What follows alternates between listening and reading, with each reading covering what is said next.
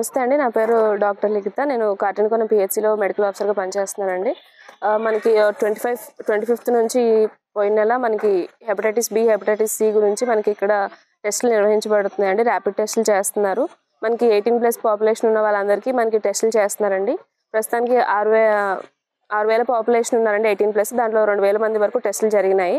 దాంట్లో మనకి at least 7 to 8% అన్న ర్యాపిడ్లో పాజిటివ్లు వస్తున్నాయండి. మనకి ఇప్పుడు ర్యాపిడ్ పాజిటివ్ వచ్చినా కదా అది కన్ఫర్మేటరీ టెస్ట్ కాదు. ర్యాపిడ్ పాజిటివ్ వచ్చినా కూడా మళ్ళీ ఏరియా హాస్పిటల్కి పంపించడం జరుగుతుంది. అక్కడ మళ్ళీ కన్ఫర్మేషన్ చేసి మనకు రిపోర్ట్ అనేది పంపిస్తారండి. నెగిటివ్ వస్తే మాత్రం అది నెగిటివ్గానే కన్సిడర్ చేస్తారండి.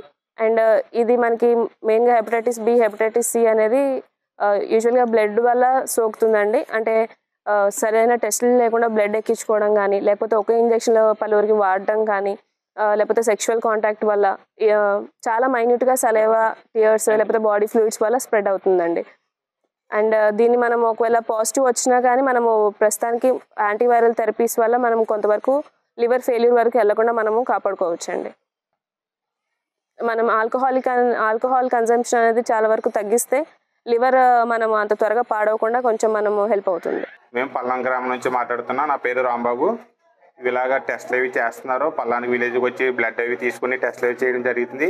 దాంట్లో జాండీస్ అవన్నీ వచ్చినాయి, కంప్లైంట్ వచ్చినాయని చెప్తున్నారు. వాళ్ళు వచ్చిన వాళ్ళకి కొంతమంది పాజిటివ్ రావడం జరుగుతున్నవి. ఆ పాజిటివ్ వచ్చిన వాళ్ళకి మెడిసిన్ సప్లై కానీ అటువంటిది ఏమీ జరగడం లేదు. ఇంకా చాలామంది చేయించుకోవాల్సిన వాళ్ళు ఉన్నారు. ఇలాగా తక్కువ జనం వచ్చి నర్సులు ఇద్దరు వచ్చి అలా చేస్తున్నారు. రోజు ఒకసారి ఎక్కడ వరకు జరుగుతుంది, అది ఎక్కడ జరుగుతుందో కూడా జనాలు తెలియట్లేదు.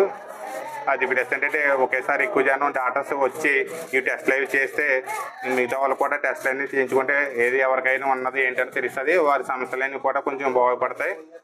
ఇది ఏదన్నది కొంచెం ఎక్కువ జనాభా డాక్టర్స్ కూడా ఎక్కువగా వచ్చేలాగా తెలియజేస్తారని కోరుకుంటాం. మా పల్లం గ్రామానికి సంబంధించి జనాభా అయితే 15,000 జనాభా ఇంకా దాటే ఉంటారు.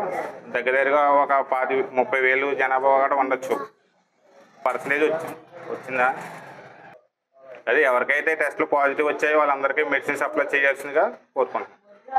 మరిన్ని వీడియోస్ కోసం ఛానల్ ని సబ్స్క్రైబ్ చేయండి. లేటెస్ట్ అప్డేట్స్ కోసం వాట్సాప్ ఛానల్ ని ఫాలో అవ్వండి. ఆ లింక్ డిస్క్రిప్షన్ లో ఉంది.